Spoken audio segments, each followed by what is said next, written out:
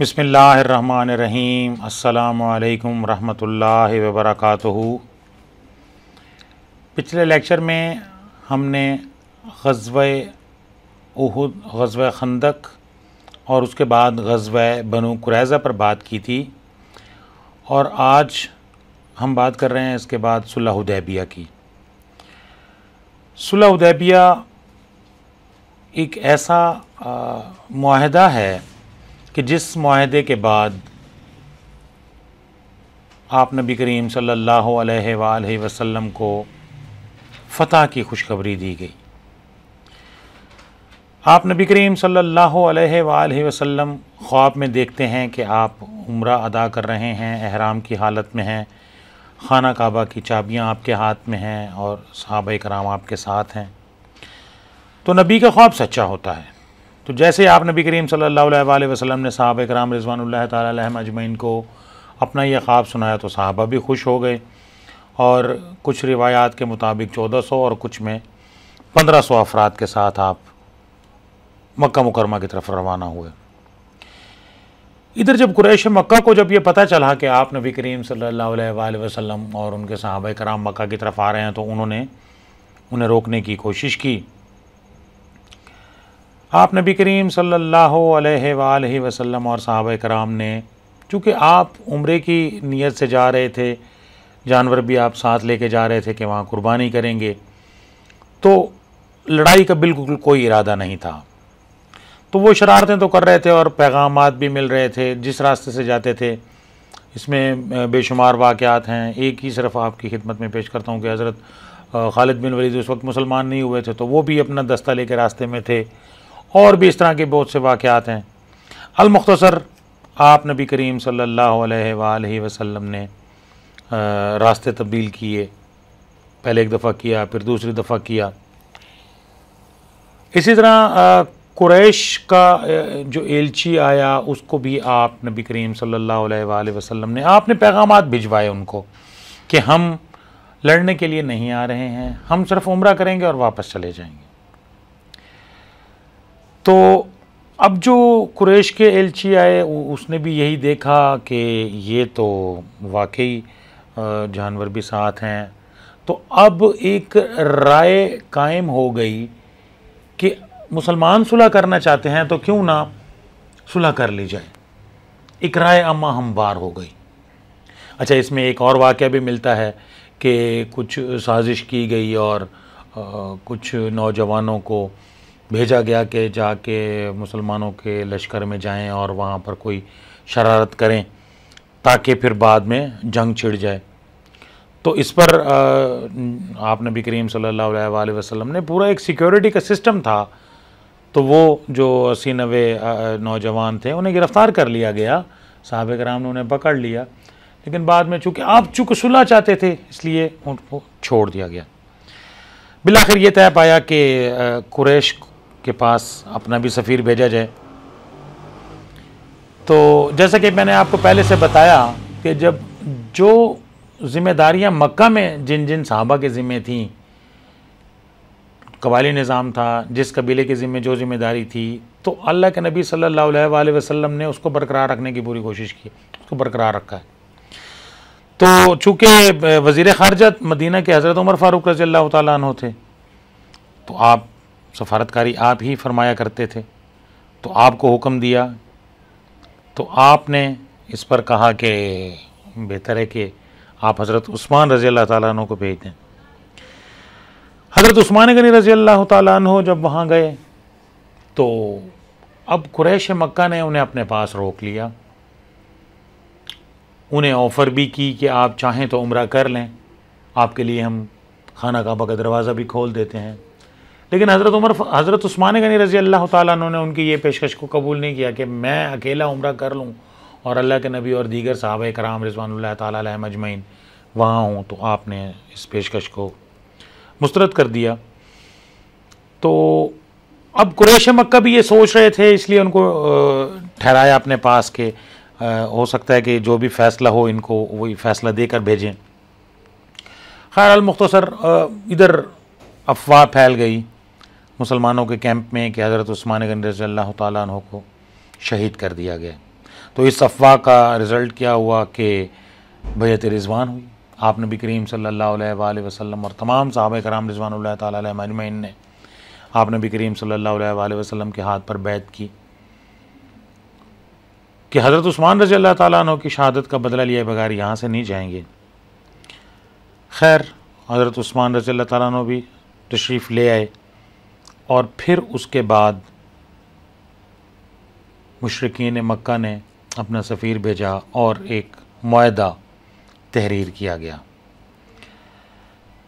صلح مشرکین مکہ نے کی اور ان کا ٹارگٹ یہ تھا کہ انہیں اس سال حج نہیں کرنے دینا، عمرہ نہیں کرنے دینا.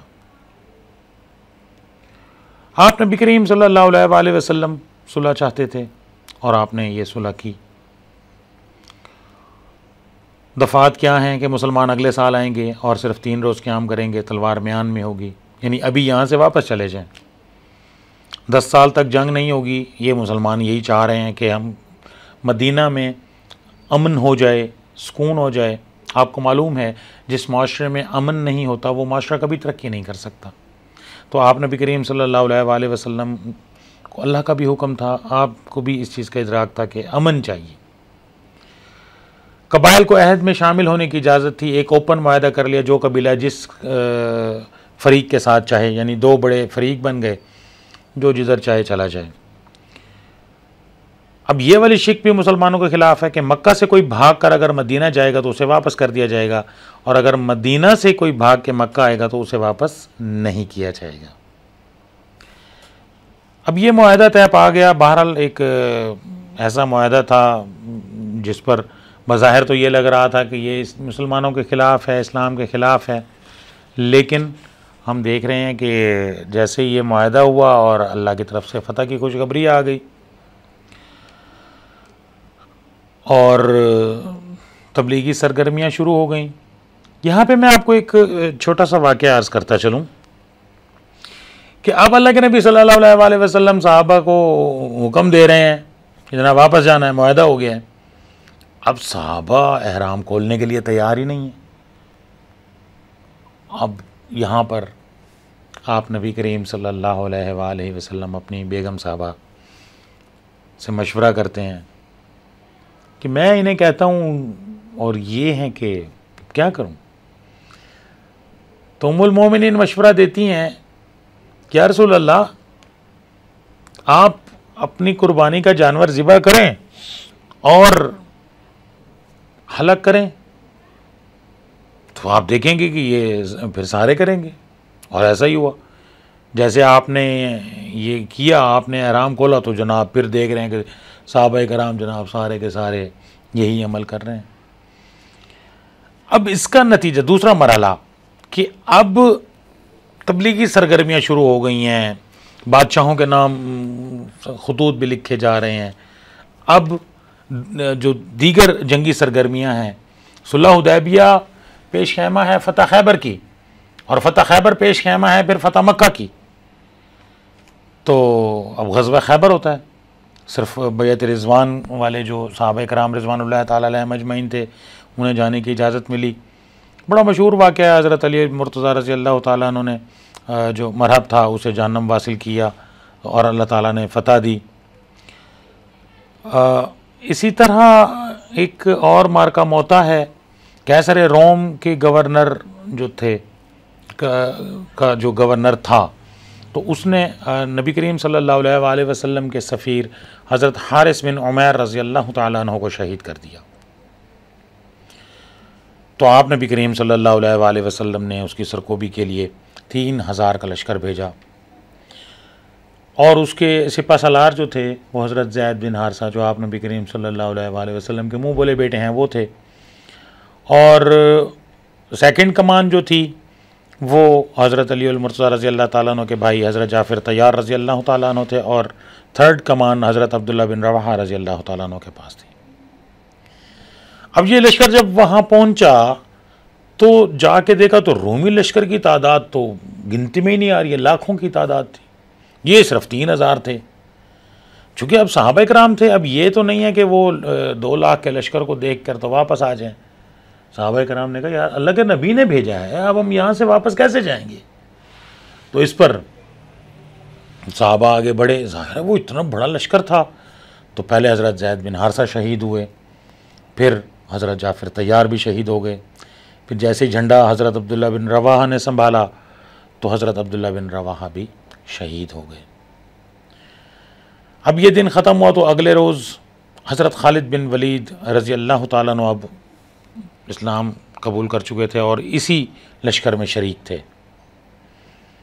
تو انہوں نے کہا کہ آپ میں اپنے میں سے کسی کو کمانڈر بنا لیں۔ تمام لوگ حضرت خالد بن ولید پر متفق ہو گئے کہ آپ ماشاءاللہ بڑے ماہر ہیں جنگوں کے حوالے سے، آپ ہمارے کمانڈر ہیں، کوئی حکمت عملی بنائیں۔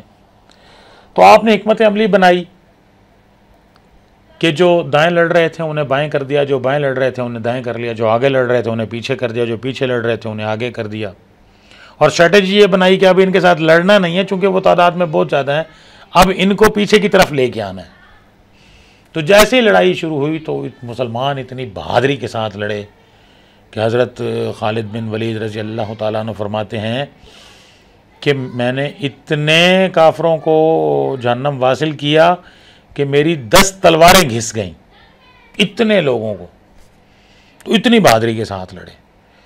تو آپ نبی کریم صلی اللہ علیہ وآلہ وسلم کو بھی دکھایا گیا مدینہ منورہ میں ہی، تو آپ نے فرمایا کہ حضرت زید شہید ہو گئے، حضرت جعفر طیار بھی شہید ہو گئے، حضرت عبداللہ بن رواحہ بھی شہید ہو گئے، اور اللہ کی تلوار چل رہی ہے۔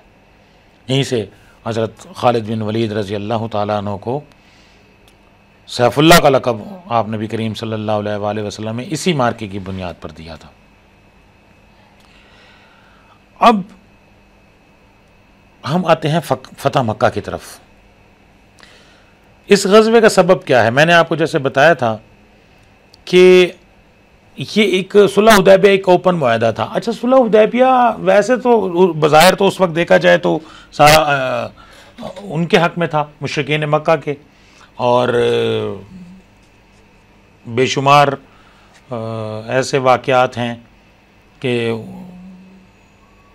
جو آپ نبی کریم صلی اللہ علیہ وآلہ وسلم نے انہیں واپس کیا مسلمانوں کو، لیکن اب یہی جو دفعہ تھی اسی دفعہ کو خود انہوں نے مشرکین مکہ نے ختم کیا۔ یعنی اسی وقت کا واقعہ ہے، ابو جندل کا واقعہ ہے، اور اس طرح کے بے شمار واقعات ہیں۔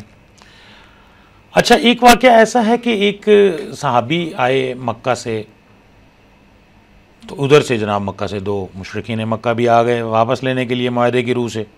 آپ نے کہا ٹھیک ہے۔ اب وہ جب لے کے جا رہے ہیں، وہ صحابی ماشاءاللہ بڑے بہادر اور بڑے سمجھدار تھے، تو انہوں نے راستے میں ہی انہیں جو مشرکین جو تھے 2، ان میں سے ایک کو قتل کر دیا اور دوسرے کو زخمی کر دیا، اور پھر واپس اللہ کے نبی کے پاس آ گئے۔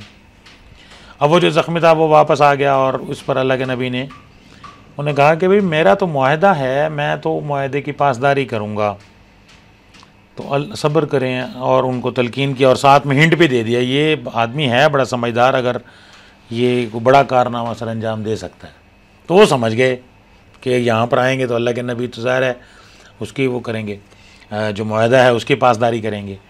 تو اس پر اب اس نے وہ جو ویسے ہی زخمی تھا اسے جہنم واصل کیا اور راستے میں رک گیا۔ اب جو بھی مکہ سے ہجرت کر کے آ رہا ہے، مسلمان ہو کے آ رہا ہے، اب انہوں نے راستے میں روک لیا اور ایک ٹیم بنا لی، اور جو قافلے جا رہے تھے مشرکین مکہ کے، ان کے ساتھ چھیڑ چھاڑ شروع کر دی۔ اب مشرکین مکہ نے کہا کہ یہ تو جناب ہمارا آپ کا بندے جو ہیں وہ ہمیں تنگ کر رہے ہیں۔ انہوں نے کہا ہمارے نہیں ہیں، وہ آپ کے ہیں، انہیں میرے پاس آنے کی اجازت دیں تو یہ مسئلہ ختم ہو جائے گا۔ تو انہوں نے وہ شک ختم کر دی۔ تو یہ اب انہوں نے یہ دیکھا کہ یہ معاہدہ ہم نے اپنی مرضی کا کیا، لیکن مسلمان جو ہیں وہ بڑی تیزی کے ساتھ فتوحات بھی کر رہے ہیں، اور تو اب بنو بکر نے بنو خزاعہ پر حملہ کر دیا۔ یہ ایک اوپن معاہدہ تھا، اور بنو خزاعہ چونکہ ہمارے ساتھ تھے. تو آج اور اس کے بعد ابو سفیان نے، مشرکین مکہ نے صلح حدیبیہ کو جناب معاہدے کو توڑنے کا اعلان کر دیا. آپ نبی کریم صلی اللہ علیہ وآلہ وسلم نے کو جب یہ پتہ چلا تو آپ نے خاموشی کے ساتھ، اخفاء کے ساتھ صحابہ کرام رضوان اللہ تعالی علیہم اجمعین کو حکم دیا روانگی کا. ابو سفیان کو جب پتہ چلا تو وہ مدینہ آئے. بے شمار واقعات ہیں، وقت بہت کم ہے. حضرت ام حبیبہ رضی اللہ تعالی عنہ جو کہ حضرت ابو سفیان کی بیٹی ہیں، ام المومنین ہیں، بیٹی کے پاس باپ آتا ہے تو بیٹی بستر بچھاتی ہے، لیکن یہاں بیٹی بستر لپیٹ رہی ہے کہ بابا آپ میرے بابا تو ہیں لیکن آپ مشرک ہیں، یہ نبی کا بستر ہے، یہاں پر آپ کو نہیں بٹھا سکتی. آپ نبی کریم صلی اللہ علیہ وآلہ وسلم نے بھی ابو سفیان کو کوئی جواب نہ دیا. حضرت ابو بکر صدیق، حضرت عمر فاروق، حضرت تمام کے ساتھ پاس وہ گئے اور وہ جو معاہدہ جس کو توڑا ہے اس کو دوبارہ بحال کرنے کی کوشش کی، لیکن کچھ نہ بنی. آپ 10,000 صحابہ کے ساتھ مکہ پہنچے تو حضرت ابو سفیان نے بھی اسلام قبول کر لیا. اسلامی لشکر مکہ میں داخل ہوتا ہے. خانہ کعبہ میں آپ نبی کریم صلی اللہ علیہ وآلہ وسلم نماز ادا کرتے ہیں، قریش سے خطاب کرتے ہیں، عام معافی کا اعلان کرتے ہیں. یہ ایک تاریخ میں لیکن جتنی بھی فتوحات ہوئیں کیا رزلٹ نکلتا ہے. جو فاتح ہوتا ہے کیا کرتا ہے، لیکن یہاں پہ آپ نبی کریم صلی اللہ علیہ وآلہ وسلم نے عام معافی کا اعلان کیا. لا تثریب علیکم اليوم. اور وہ ایک کمانڈر تھے، انہوں نے کہا کہ آج بدلے کا دن ہے. آپ نے جھنڈا واپس لے لیا. بدلہ تو دور کی بات ہے، میں ان کو ان کے کیا کا تانا بھی نہیں دوں گا. خانہ کعبہ کی چابی عثمان بن طلحہ چابی دے رہے ہیں آپ نبی کریم صلی اللہ علیہ وآلہ وسلم کو. ہاتھ بھی کانپ رہے ہیں. واقعہ دیکھیں، یاد تو آتا ہے اللہ کے نبی چاہتے تو ان کے پاس اس وقت یہ اتھارٹی موجود تھی، وہ چاہتے ایک ایک سے ان کا بدلہ لے سکتے تھے. اور یہی جو عثمان بن طلحہ، جب آپ کو معلوم تھا کہ ہجرت ہو رہی ہے اور ہو سکتا ہے کہ ابھی ہمیں ہجرت کا حکم ہو جائے،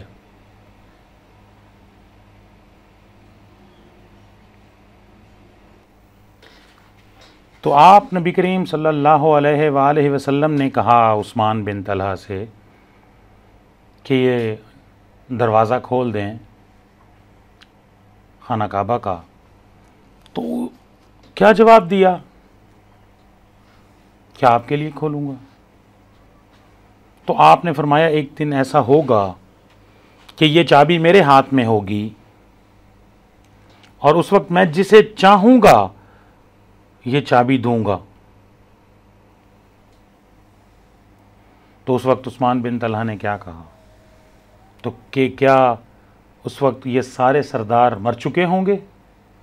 کیا اس وقت قریش کی عزت ختم ہو چکی ہوگی؟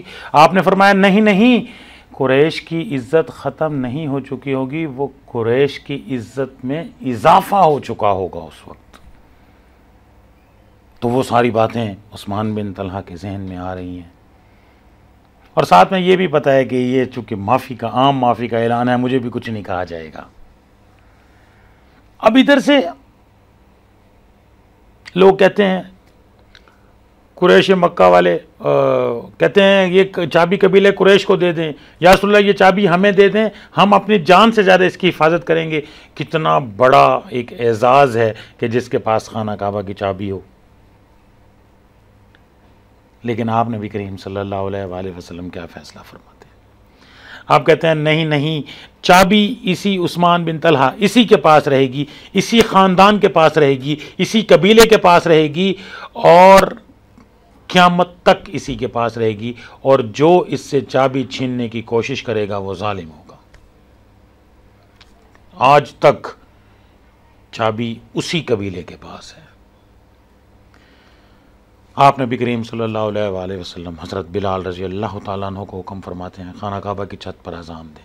अब देखें, हमारे दीन, हमारी शरीयत, कोई प्रोटोकॉल, कोई, हज़रत बिलाल, बड़े बड़े सरदार मौजूद हैं, बड़े बड़े ख़ानदान के लोग मौजूद हैं, बड़ी शख्सियात मौजूद हैं, लेकिन हज़रत बिलाल आप जाएं अज़ान दें। तो आपने हज़रत बिलाल रज़ी अल्लाह ताला अन्हु ने अज़ान दी। ग़ज़वा हुनैन है, उसके बाद वो चूँकि फ़तह मक्का के बाद अब देख रहे हैं कि ये जो ताकतवर कबाइल हैं वो उन्होंने समझा कि शायद हम कुछ, तो अब 10,000 तो जो पहले जो सहाबा कराम फ़तह मक्का के मौके पर साथ थे, 2,000 जो मक्का में लोग मुसलमान हुए वो भी साथ हैं। तो आप तशरीफ़ लेके जा रहे हैं, तो अब उन्होंने पहले से कोई प्लानिंग कर रखी थी, और उन्होंने पहाड़ियों से ऊपर से छुप के ऐसा हमला किया, अचानक हमला किया कि मुसलमान उसके लिए तैयार नहीं थे, कि भगदड़ होती है। तो आप नबी करीम सल्लल्लाहु अलैहि वसल्लम अब मुसलमानों को जमा करते हैं, और फिर मुकाबला होता है, और दुश्मन को शिकस्त फाश होती है। इसमें बहुत सारा माल गनीमत आता है। इसी में ही आपकी जो रज़ाई बहन हैं शीमा बिन्त हारिस, वो भी कैदियों में शामिल थीं, तो आपने उन्हें रिहा किया।